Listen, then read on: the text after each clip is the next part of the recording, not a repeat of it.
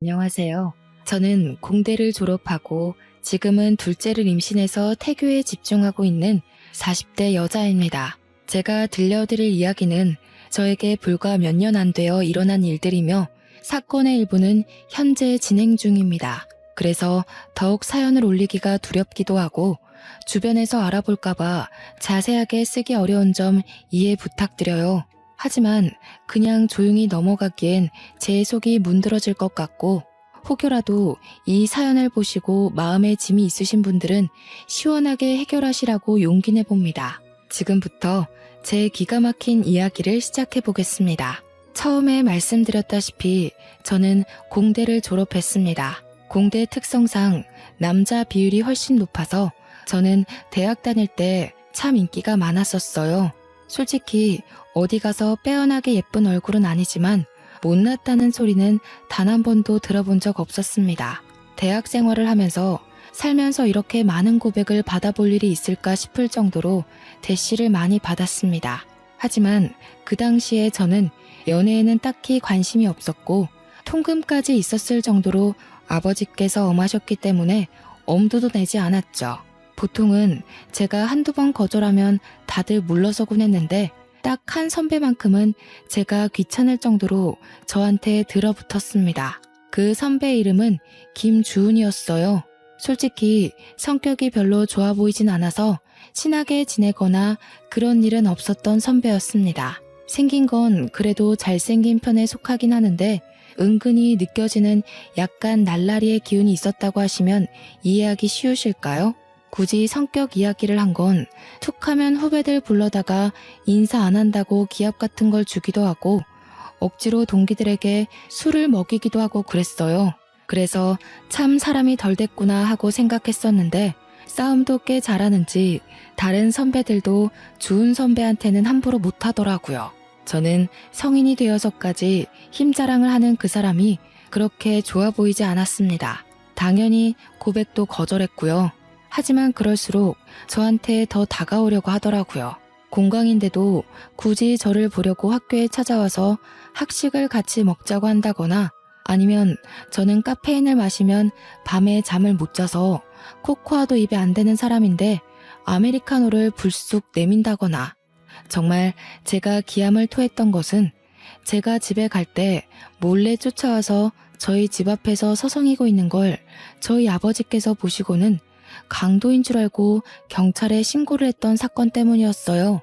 경찰서에 가서 저한테 강도 아니라고 학교 선배라고 설명해달라고 빌고 저희 아버지는 학교 선배가 왜 집 앞에서 서성이냐고 스토커 아니냐고 소리 지르고 한동안 과에 소문이라도 날까 쪽팔렸는지 수업도 안 나오더라고요. 저는 결국 주은 선배에게 딱 잘라서 너무나도 불편하다고 이야기했고 저의 정색이 조금 멋쩍었는지 주은 선배도 제게 사과했고요. 제가 싫다고 몇 번이나 말했는데 선배가 자꾸 이런 식으로 행동하니까 소문도 이상하게 나고 따돌림도 당하고 왜 제 입장은 하나도 생각 안 해요? 선배가 그런 식으로 행동하니까 제가 더 선배를 싫어하는 거예요. 제가 죽었다 깨어나도 선배 같은 사람이랑은 사귈 생각 없고요.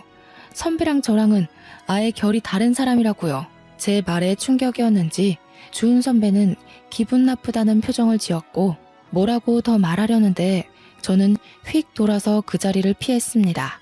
그 뒤로 정말 마주칠 일 없게 수업을 잘 들었고 1학년을 마치고 종강 파티를 하게 되었어요. 솔직히 그 자리에 별로 가고 싶진 않았지만 선배들도 모두 빠지지 말고 참석하라고 몇 번이나 주의를 줬기에 어쩔 수 없이 갔습니다. 저는 평소에 술을 잘 먹지 않는 사람이에요. 아버지가 무섭기도 하고 술에 취해서 흐트러지는 모습을 남에게 보여주는 것도 매우 싫어하고요. 그래서 깔짝깔짝 마시는 척만 하고 있었는데 선배들이 집요하게 저를 물고 늘어지더라고요. 자리를 피하려고 잠시 화장실에 갔다 오니 잔이 가득 채워져 있었어요. 그러더니 주은 선배와 그 옆에 있던 무리들이 저한테 원샷을 하라고 강요하더라고요. 평소 같으면 주은 선배가 제 편을 들어줬던지라 마시지 않아도 되었지만 선배까지 합세해서 마시라고 다들 저만 바라보고 있으니 안 마실 수가 없었어요. 결국 벌컥벌컥 원샷을 했고 제가 그렇게 주량이 약한 사람도 아니고 평범하게 소주 반병까지는 마실 수 있는데도 맥주 한 잔에 넉다운이 되어버렸습니다. 기억이 하나도 없어요. 정말 드문드문 나는 기억도 하나 없이 그대로 필름이 끊겼고 눈을 떠보니 처음 보는 이상한 무늬의 천장이 보였습니다. 속이 울렁울렁하고 토할 것 같아서 화장실에 가려고 이불을 걷었는데 적나라한 제 몸이 그대로 보였습니다. 거기다가 이불 너머로 보이는 남자의 팔에 저를 소리를 꽥 지르고 말았죠. 주은 선배였어요. 제가 꽥 지른 소리에 잠이 깼는지 저한테 벌레라도 봤냐고 하더라고요. 선배, 이게 어떻게 된 거예요? 왜 선배랑 제가 어딘지 모르는 방 안에 있어요? 여기 어디예요? 어디긴 어디야, 모텔이지. 어제 술 먹고 집에 못 가겠다고 나한테 여기 들어와서 쉬자며. 제가 그랬다고요? 기억이 하나도 안 나요. 선배가 절 어떻게 한 거 아니에요? 나를 왜 그런 이상한 범죄자로 몰아? 너 이러려고 나보고 모텔 가자고 한 거야? 와, 너 무섭네. 이런 식으로 한 건 했다 이거야 지금? 그게 다 무슨 소리예요? 네가 지금 나한테 덤터기 씌우잖아.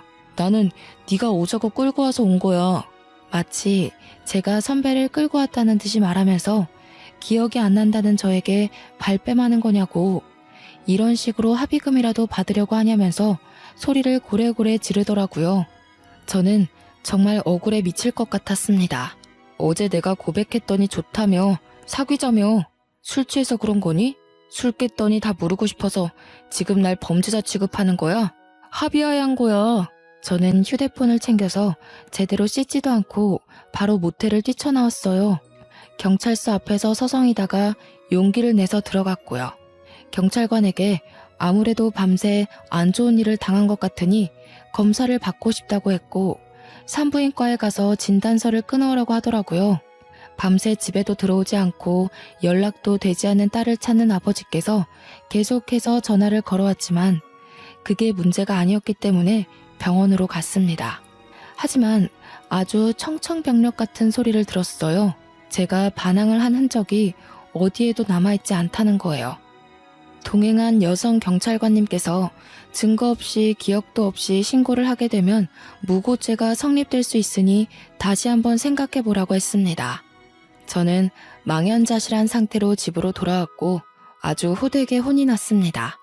그렇게 다음 학기를 기다리며 겨울방학을 보내고 있는데 정말 하늘도 무심하시지 생리가 끊긴 거예요. 저는 벌벌 떨면서 임신 테스트기를 했고 정확하게 두 줄이 뜨는 걸 보고 기절할 뻔했습니다. 저는 가족들에게 알리지 않고 주은 선배에게 먼저 연락을 했어요. 선배, 저 좀 만나요. 그래, 우리 만나서 오해를 좀 풀자. 저는 주은 선배를 동네 카페에서 기다렸고 30분이 지나서야 헐레벌떡 선배가 도착했습니다. 저의 얼굴이 어두워졌는지 무슨 일 있느냐고 물어보더라고요. 선배, 저 임신했어요. 하지만 이제 겨우 20살이고 아직 학교도 1년밖에 다니지 못했어요. 그러니까 애를 지워야 해요. 도와주세요. 그게 무슨 말도 안 되는 소리야. 내가 책임질게. 현실적으로 생각해요. 지금 우리 대학생이라고요. 그게 무슨 문제야. 나는 군대도 다녀왔고 이제 1년만 더 학교를 다니면 졸업이야. 너 출산할 때쯤엔 나도 취업을 할 수 있어. 그러니까 우리 결혼하자. 저는 이 사람을 믿고 결혼해야겠다는 생각이 전혀 들지 않았어요. 무조건 책임질 수 있다, 먹여 살리겠다, 호언장담하는 선배가 답답할 뿐이었죠. 계획도 전혀 없고 그렇다고 집안이 넉넉한 것도 아니고 선배나 저나 그저 부모님께 손 벌려 학교를 다니는 그런 어린애였을 뿐인걸요. 하지만 선배는 쇳불도 당김에 빼랬다면서 그 자리에서 바로 저희 집으로 갔어요.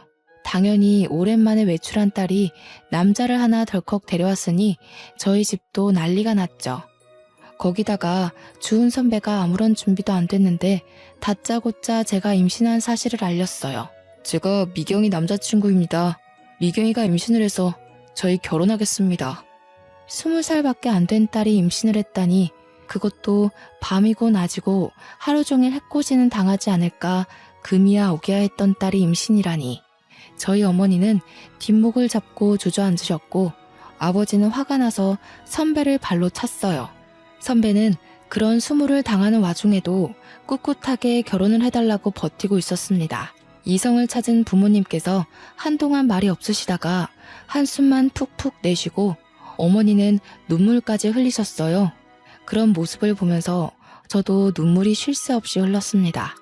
하지만 이미 임신은 했고 남자는 결혼하겠다고 하는 마당에 저희 부모님께서 뭘 더 어쩔 수 있었겠어요. 저에게 후회하지 않겠느냐 물었고 저는 아무런 대답도 못했습니다. 솔직히 후회할 것 같았어요. 하지만 잉태한 새 생명을 지우자니 그것도 못하겠더라고요. 결국 저는 학교에 휴학기를 내고 결혼과 출산을 준비했습니다. 산부인과에 가니 임신 5주 차라고 하더라고요. 아이의 심장 소리는 2주 뒤에는 들을 수 있을 거라면서 작은 점이 찍힌 초음파를 보여주는데 또 눈물이 나더라고요. 제가 산부인과를 가든 어딜 가든 제 옆에 꼭 붙어서 저희 부모님께 계속 손에 물 한 방울 묻지 않게 잘해주겠다고 당당하게 말하는 선배가 그제서야 조금 든든해졌어요. 꼭 행복하게 해줄 거라면서 저를 보고 씩 웃는데 그 모습이 조금 멋져 보이긴 하더라고요. 아직 학생의 신분이고 더군다나 어린 나이에 혼전 임신해서 결혼한다는 사실이 조금 부끄러워서 결혼식은 따로 올리지 않았습니다. 혼인신고만 올리고서 선배가 살고 있던 원룸에서 신혼살림을 시작하게 되었어요. 원룸의 환경은 솔직히 좋지 않았고 당장 집을 구할 만큼의 돈은 융통할 수 없어서 어쩔 수 없이 들어가 살게 되었습니다.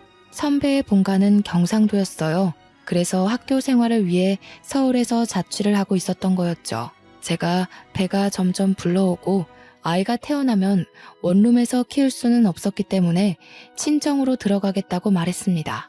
여기 방음도 안 되고 시설도 별로여서 아이를 키우기 힘들 것 같아요.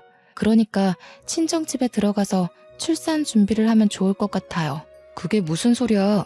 너 내가 3대 독자인 건 알고 있지? 친정 들어가서 출산 준비한다고 하면 우리 엄마 뒤로 넘어간다. 그러지 말고 나는 여기서 졸업할 때까지만 공부 마치고 돌아갈 테니까 너는 우리 본가에 가 있어. 친정이 코앞인데 굳이 경상도에 있는 시댁에 들어가라고요?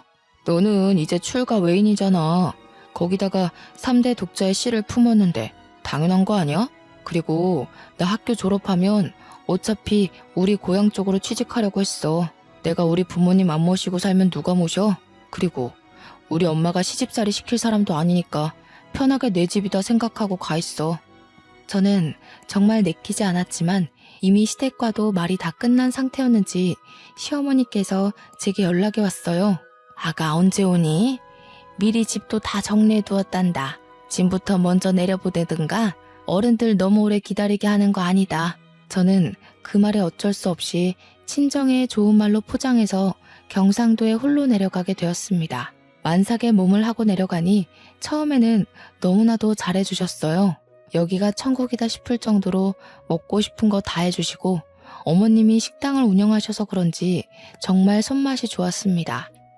저는 오길 잘했다 할 정도로 편안하게 지내다가 무사히 출산을 했고 조리원까지 잘 갔다가 왔습니다.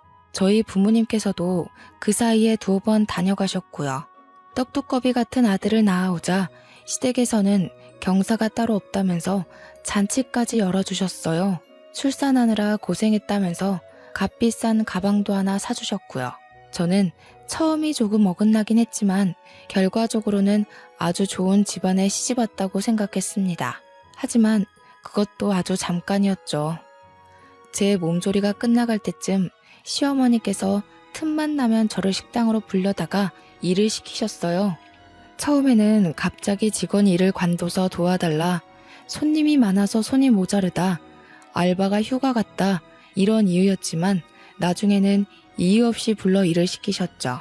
처음에는 한두 시간만 아이를 업고 일을 하면 됐는데 나중에는 대여섯 시간씩 저를 부려먹더라고요. 남편은 제게 3개월만 있으면 내려간다고 했지만 저는 그 시간이 너무나도 지옥 같았어요. 하루는 삭신이 쑤셔서 도저히 못하겠다고 하니 시어머니께서 제게 욕을 한 사발 붓는 거예요. 저는 깜짝 놀랐습니다. 살면서 그런 욕을 들어본 게 처음이었어요. 사투리를 팍팍 썩어가면서 얼마나 찰지게 욕을 하던지. 제가 진짜 너무 놀라서 아무 말도 못하고 멍하니 듣고만 있었다니까요. 아무짝에도 쓸모가 없는 년. 네가 아들이 아니라 딸을 낳았으면 아주 내쫓아버리는 건데. 어머님, 저한테 왜 그런 식으로 말씀하세요? 그동안 네가 우리 4대 독자를 임신하고 있었으니까 못 부려먹었지. 나 때는 애 낳고 다 밥 깔고 일하고 그랬어. 시대가 어느 시대인데 아직도 그런 소리를 하셔요. 어마마? 시대가 무슨 소용이야? 시애매가 일하려고 하면 냅다 엎드리고 일하는 거지. 애기 안고 도대체 찌개를 왜 못 날려? 서울 깍쟁이는 이래서 안 된다고 혀를 끌끌 차셨죠. 저는 성취하는 몸으로 다리가 퉁퉁 붓는 것을 느껴가면서 일을 했습니다. 조금만 버티라던 남편은 주말에 내려오지도 않았어요. 저는 학교 선배들과 동기들에게 잘 지냈느냐면서 안부 연락을 하면서 혹시 주은 선배는 학교 생활 잘하느냐고 물어봤죠. 학교 사람들은 제가 남편과 결혼해서 아이를 낳는다는 사실을 아예 모르고 있을 거라 생각했어요. 제가 아무에게도 말 안 했거든요. 주은 선배? 선배야 뭐 늘 잘 있지. 맨날 술 먹고 놀러 다니고 진짜 저러고서 어떻게 졸업하나 싶다. 논문을 쓰느라 바빠서 못 내려오겠다던 남편은 맨날 술 먹고 놀고 있다고 하더라고요. 그때 느낀 배신감이란. 역시 사람은 화장실 들어갈 때랑 나올 때랑 다르다고 하더니 틀린 말 하나 없었어요. 근데 미경이 너도 참 걱정이 많겠다. 나? 갑자기 왜? 너 주은 선배 애 낳았다며. 학교에 소문 쫙 났어. 뭐 필요한 건 없어? 야, 아무리 그래도 나한테 말은 했어야지. 얌전한 고양이가 부뚜막에 먼저 올라간다더니 언제 임신까지 한 거야? 저는 머리통을 망치로 한 대 맞은 것 같은 기분이 들었습니다.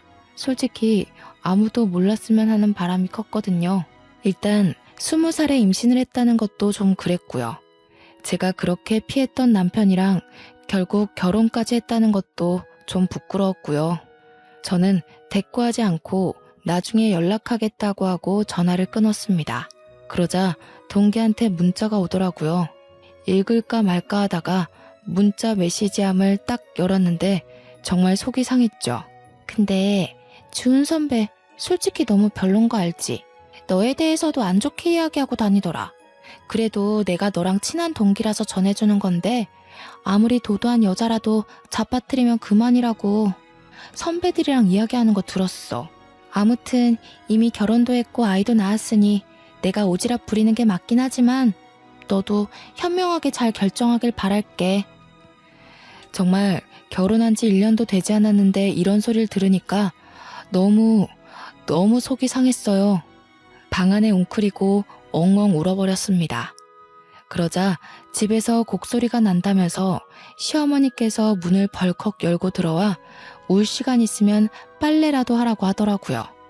정말 도망치고 싶었습니다. 바로 남편에게 전화를 걸었습니다. 학교에서 도대체 무슨 말을 하고 다니는 거예요? 무슨 소리야. 내가 무슨 소리를 뭐라고 다녔는데. 논문 쓰느라 바빠. 어제도 술 먹고 놀았다면서요. 내가 다 들었어요. 너 동기들 시켜서 나 감시하고 다니니? 진짜 무섭다. 감시라뇨? 동기들이 나한테 현명한 선택을 하래요. 나에 대해서 안 좋게 말하고 다닌다면서요.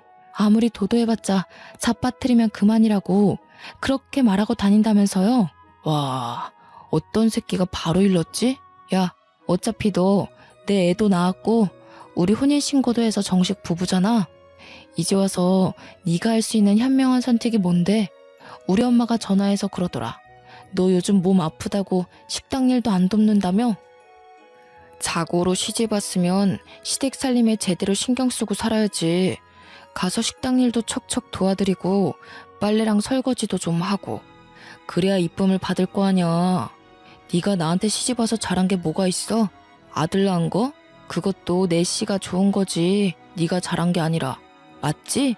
저는 남편과 통화가 끝나자마자 친정아버지께 전화를 걸었어요. 오랜만에 딸에게 전화가 와서 신나게 전화를 받으신 아버지께서 딸이 엉엉 울고 있으니 무슨 일이냐며 당장 말하라고 하시더라고요. 지금 남편이 제게 한 말, 시어머니께서 제게 한 행동을 모조리 다 일렀습니다. 아버지는 짐부터 싸놓고 기다리라고 하셨어요. 당장 내려가겠다면서 저를 끌고 갈 테니 4시간 정도 걸릴 거라고 어머니와 함께 가겠다고 하시더라고요. 저는 울면서 빨리 와달라고 했고 전화를 끊자마자 재빨리 짐을 챙겼습니다. 아이가 먹을 분유와 우유병, 기저귀도 넉넉하게 챙기고 방 안에서 꼼짝 않고 아버지를 기다렸어요. 4시간하고도 30분이 더 지나자 밖이 소란스러웠고 저희 부모님께서 도착하셨다는 걸 알게 되었습니다. 저는 황급히 뛰쳐나가 아이부터 어머니께 안겨드렸어요. 시어머니는 이게 다 무슨 일이냐면서 어이없어 하셨고요. 우리 애 당장 데려가겠습니다.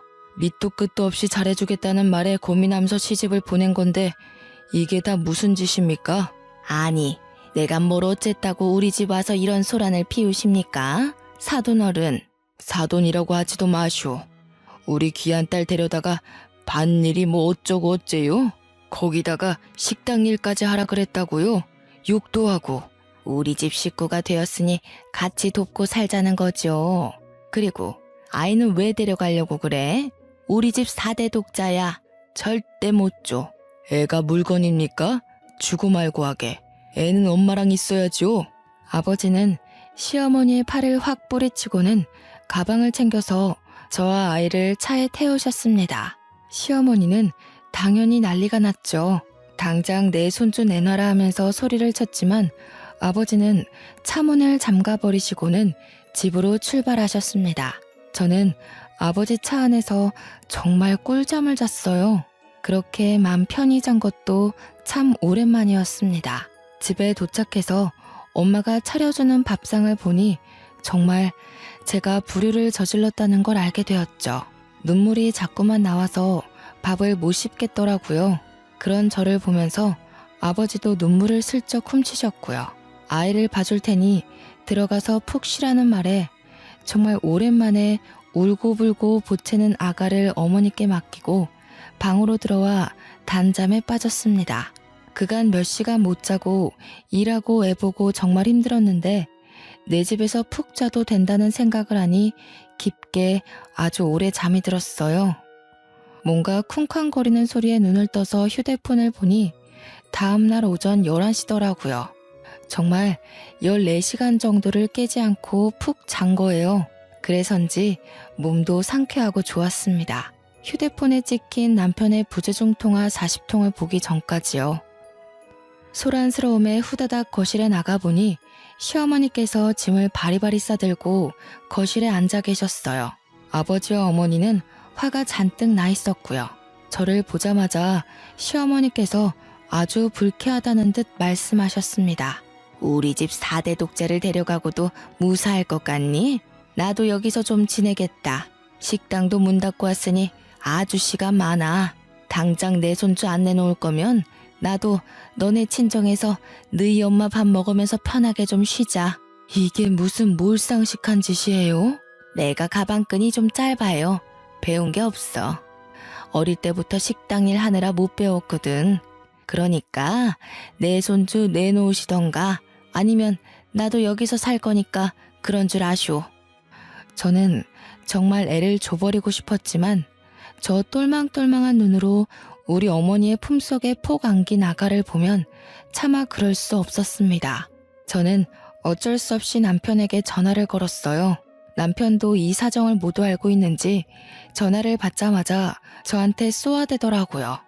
그러게 왜 생각 없이 짐을 싸서 그렇게 나가고 그래? 어? 내가 오죽 힘들었으면 그랬겠어요? 나한테 손에 물 한 방울 안 묻히게 해준다면서요. 그땐 그때고 지금은 지금이지. 됐고 이렇게 된 거 우리 엄마 따끈한 밥상이나 잘 챙겨드려. 놓친애 경상도에서 버스 타고 올라오느라 아주 힘드셨을 텐데. 몸도 좀 주물러 드리고. 아버지는 제 전화를 뺏어서 남편에게 당장 친정으로 오라고, 오지 않으면 아주 큰일 나게 될 거라고 했습니다. 남편은 아버지껜 깨갱하고 알겠습니다 대꾸하고 바로 전화를 끊더라고요. 그리고 정말 30분 만에 쏜살같이 친정집에 왔어요. 당장 사돈 어른 모셔다 드리고 와. 그리고 나서 이야기하자. 어머, 제가 왜요? 며느리 고집 제대로 꺾어야지 아니면 못 갑니다. 어디 우리 손이 귀한 집안에 시집와서 아들을 낳아놓고 도망을 갑니까? 우리 손주는 절대 못 줍니다. 저 기집애가 고집 꺾을 때까지 내가 여기 단단히 버티고 있을 거예요. 누구 보고 기집애라고 하시는 거예요? 미경아, 그동안 이런 취급 받으면서 살았던 거니? 이런 취급은 아니었고요. 미경이가 계속 고집 부리니까 저희 어머니도 어쩔 수 없는 거죠. 다들 화내지 마시고 미경이도 친정에서 몸 좀 편하게 있고 저희 어머니도 여기서 손주 보면서 식당 일도 좀 쉬시고 하면 좋죠. 장모님께서 저희 엄마 몸보신 좀 해주세요. 맛있는 거 좀 대접해 주시고. 남편의 말에 화가 나신 아버지는 남편의 뺨을 치셨고 시어머니는 그 모습을 보고 제 머리채를 잡고 난리를 치셨습니다. 제 머리채가 잡히자 저희 어머니는 시어머니의 머리채를 잡았고요. 남편은 뜯어 말린답시고 낑겨서 낑낑거렸고요. 저희 아버지는 그대로 경찰을 불렀습니다. 경찰이 오고 온 가족이 만신창인 채로 조서를 썼고요. 저희 아버지는 당장 이혼하라고 엄포를 놓았습니다. 물론 저도 이혼하고 싶은 생각이 굳건했고 시어머니만큼은 죽어도 안 된다 하셨지만 아버지께서 안 되면 소송이라도 불사하겠다 하셨죠. 경찰서까지 온 마당에 뭐가 더 두렵겠습니까? 하지만 먼저 손을 올린 게 저희 아버지였기 때문에 시댁에서는 그걸 빌미로 아이의 양육권을 달라고 요구했습니다. 결국 합의 이혼으로 끝나지 않아서 소송을 걸게 되었고요. 아버지의 사건과는 별개로 이혼 소송이 진행되었고 당연히 친권, 양육권 모두 아이가 어려 저에게 오게 되었습니다. 저는 그렇게 지긋지긋한 2년을 보내고 화려한 돌싱이 되었습니다. 고작 2년밖에 지나지 않았다는 게 2년 동안 일어난 일이라는 게 놀라웠죠. 저는 당당하게 학교에 복학 신청을 냈습니다. 어차피 다 알려졌다고 해도 저만 당당하면 되는 거 아니겠어요? 이혼 소송에서도 승소했고요. 저는 지은 죄가 없기 때문에 더 당당할 수 있었어요. 저를 알아보는 동기와 선배들도 있었지만 오히려 제가 떳떳하게 나가니 제게 전 남편에 대한 이야기를 묻지 않더라고요. 저는 그렇게 23살 나이로 2학년으로 복학했고 무사히 26살에 졸업까지 하게 되었습니다. 제가 졸업할 즈음 담당 교수님께서 대학원으로 진학할 것을 권유해 주셨고 저는 가족들과 상의 끝에 대학원을 가기로 했습니다. 때마침 어린이집에 자리가 나서 아이를 어린이집에 맡길 수 있었거든요. 대학원에 가니 저와 엄청 친했던 건 아니지만 그래도 안면이 있던 선배가 연구실에 있더라고요. 그 선배 덕에 저는 연구실에 적응을 잘할 수 있게 되었고 팀의 주축인 선배를 따라서 논문 주제도 정할 수 있었고요. 그렇게 1년, 2년 시간이 지나고 선배가 논문을 완성하면 이제 연구실도 떠나게 되어 다 같이 송별회라도 해야 하는 것 아니냐고 이야기를 나누고 있는데 선배가 대뜸 저에게 그러지 말고 연애를 하자고 하더라고요. 저는 그래 어차피 연애뿐인데 뭐 어떤가 싶어서 선배와 사귀기로 했어요. 사귀는 동안 참 선배가 괜찮은 사람이라는 걸 느꼈습니다. 아이 때문에 급하게 제가 약속을 깨버리는 날에도 화를 낸 적 없고 아이가 아파 응급실에 가야 할 때도 발벗고 나서주곤 했어요. 아이에게 아빠가 필요한 순간에 선배가 그 자리를 채워주었습니다. 그렇게 연애를 계속 해오면서 저도 모르게 선배에게 참 많이 의지했던 것 같아요. 헤어지는 게 무섭고 두려워지더라고요. 그러던 어느 날 선배의 연구 결과를 인정받아 대기업에 취업이 확정되고 선배네 부모님께서 대뜸 저를 보고 싶다고 했다고 하시더라고요. 연애만 하자더니 나이도 이제 30 중반을 넘겼으니까 집에서 궁금하신가 봐. 저 또한 30을 넘긴 나이였고 저희 집에서도 은근히 남자 없느냐고 물어보던 와중이라 믿져야 본전이다 싶어서 만나보겠다고 했습니다. 솔직히 긴장 안 했다면 거짓말이죠. 과일 바구니까지 사서 투피스 쫙 빼입고 선배네 집을 방문했어요. 아니, 왜 이제 왔어? 너무 잘 왔어. 어떤 사람인지 궁금했는데 딱 내가 예상한 대로야. 안녕하세요. 이미경이라고 합니다. 얘기 많이 들었어요. 일단 밥 먹읍시다. 정성스럽게 차려진 밥을 먹고 제가 사온 과일을 다 같이 나눠 먹고 있는데 아주 고민하시더니 선배네 부모님께서 제게 넌지시 물어보셨어요. 아기가 벌써 초등학생이라고 들었는데 아무래도 아이가 더 크기 전에 재혼을 해야 아이랑 사이도 틀어지지 않고 더 돈독해지지 않을까? 우리들이 그렇게 꽉 막힌 사람들은 아니라서. 연구원 부부가 얼마나 멋있어. 신혼집도 서울에다가 해줄 수 있고. 그쵸 여보? 아유 말 맞다 나. 결혼만 한다고 하면 내가 가진 저 강남 아파트 명의 바로 돌려줄 수 있지. 명의도 내가 통 크게 반반 해줄 수 있어요. 다음에는 아이도 한번 데려오면 좋겠는데 내가 할아버지 되는 거 아니야? 저는 너무나도 당황스러웠습니다. 분명 선배는 결혼 생각 없는 것 같았는데 저는 의문이 가득한 눈으로 선배를 보니 모른 척하며 제 손을 꽉 잡더라고요. 전 남편처럼 말로만 잘하겠다, 호강시켜주겠다 하는 것보다 더 마음으로 느껴지는 든든함이 있었어요. 저는 그렇게 다시 한번 결혼을 하게 되었습니다. 이번에는 드레스도 제대로 입어보자면서 결혼식 준비를 단단히 했고 웨딩 촬영도 아주 이쁘게 찍었고요. 소식을 들은 전 남편이 결혼식에 깽판 치러 오겠다면서 동기들에게 고래고래 선포를 했다고 하더라고요.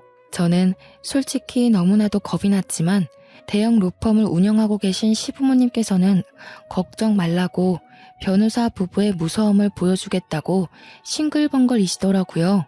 그렇게 결혼식 당일이 되었고 전 남편의 흔적은 찾아볼 수도 없었습니다. 선배와 저는 신혼여행을 가고 나서야 진짜로 전 남편이 결혼식장에 왔었다는 이야기를 들었어요. 동기가 전해주더라고요. 아니, 나는 진짜 그런 뻔뻔한 인간 처음 봤다. 그 인간 학점 말아먹고 결국 취직 안 돼서 아직도 백수로 산다고 하던데 거기다가 결혼식 와서는 깽판을 논내만에 하더니 갑자기 저승사자라도 본 듯 헐레벌떡 도망치더라. 어이가 없었어. 아무튼 결혼 축하해. 저는 신혼여행을 다녀와서 남편과 아이와 함께 셋이 깨볶는 신혼을 보냈어요. 혹여라도 둘만의 시간이 필요할까 시부모님께서는 저희 아이를 데리고 놀러도 다녀오시고 로펌에 초대해서 구경도 시켜주시고 정말 너무 감사하게 아낌없이 사랑을 주셨습니다. 하루는 급하게 시아버지께서 서류가 필요하다고 로펌에 좀 가져다 달라고 하셨어요. 너무 미안해하면서 말씀하시길래 괜찮다고 서류를 확인하고 바로 로펌으로 달려갔습니다. 아버님의 사무실 문을 딱 여는데 웬 모자가 무릎을 꿇고 빌고 있더라고요. 그 뒷모습이 익숙해서 누구지 하는 와중에 아버님께서 저를 부르셨습니다. 우리 며느리 왔어. 서류는 여기다가 주고 잠시 게스트룸에 기다려줄 수 있겠니? 정 변호사, 경비원 불러서 이분들 좀 밖으로 모셔다 드리게나. 여기서와 이러셔도 아무 소용 없습니다. 저희 의뢰인께서는 강경하시고 소송을 취하할 생각 없으십니다. 제발 한 번만 살려주세요. 제가 여기서 이런 소송에 휘말리게 되면. 저는 그 익숙한 소리에 남자의 얼굴을 들여다보니 전 남편이지 뭐예요. 옆에 무릎을 같이 꿇고 있었던 건 전 시어머니였습니다. 아니, 네가 여기 어떻게? 예, 잘됐다. 우리 아들 좀 살려주라. 네가 여기 변호사님이랑 잘 아는 사이니? 응? 저희 며느리입니다만. 어떻게 아는 사이니? 예전에 말씀드렸던 제 전남편이에요. 결국은 무슨 죄를 지었는지는 몰라도 여기서 이렇게 만나게 되네. 다 오해란다. 우리 아들 착한 앤 거 너도 잘 알잖니. 억울하게 누명을 써서 뭐 술잔에 수면제를 타서 나쁜 짓 하고 그러래 아닌 거 너도 잘 알지? 어떤 몹쓸 꽃뱀이 우리 아들 가지고 한탕 하려고 그런 누명을 씌워서 고소를 했지 뭐냐. 술에 수면제를 탔다고요? 그래. 수면제를 타서 잠이 들게 해가지고 기억이 없다면서 우리 아들을 글쎄 입에도 담기도 힘든 그런 일로 고소를 했어. 저는 그제서야 제가 당했던 지난 일들이 떠올랐어요. 종강 파티를 갔다가 맥주 한 잔에 기억을 잃고 모텔에서 눈을 떴던 일, 그로 인해 임신해서 지옥 같은 시집살이를 당했던 일 모조리 말이에요. 김준, 너 나한테도 그렇게 한 거야? 전 남편은 아무런 말도 않고 고개를 숙이고 있었고 저는 눈물이 팍 터져 나왔죠. 벌벌 떠는 저 모습이 진실이라는 걸 대신 말해주는 게 아니겠어요? 시아버지께서는 이 이야기를 듣고 대충 눈치를 채셨는지 아주 화가 잔뜩 나셨습니다. 이런 몹쓸, 증거도 지금 확실한 거 아시죠? 술집 가게 CCTV에 수면제를 탄 장면이 찍혀있단 말입니다. 다 오해라니까요. 오해가 아니라고요. 나한테도 그랬단 말이에요. 나는 저 사람 말만 믿고 내가 술에 취해 기억을 못하는 거라고 나 스스로를 자책했어요. 내가 우리 부모님 가슴에 대못을 박았다고 아프다고 말도 못하고 당신의 모진 시집살이를 견뎌내면서 살았다고. 아니 얘가 이제 와서 왜 다 우리 아들 탓이야? 당신 아들 탓을 한다고? 아들을 도대체 어떻게 키웠길래 저렇게 뻔뻔하게 범죄를 일으키고도 여기 와서 사죄를 해? 피해자한테는 사과했어 당신? 피해자한테 진심으로 사과했냐고. 나한테도 가스라이팅 해놓고 그랬을 리 없지. 너는 아주 콩밥 제대로 먹어봐. 제 눈치를 보면서 이러지도 못하고 저러지도 못하는 전 남편을 보고 저는 확신을 했고 경비원에게 끌려나가는 두 사람을 보면서 복수를 결심했습니다.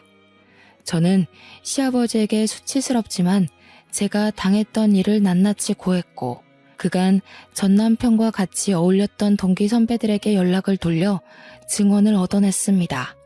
이런 일이 한두 번이 아니었고 죄책감을 느끼고 있던 전 남편 친구도 있더라고요. 그래서 모든 증언을 한 곳에 모아서 결국 법정에서 증거로 제출했고 받아들여졌습니다.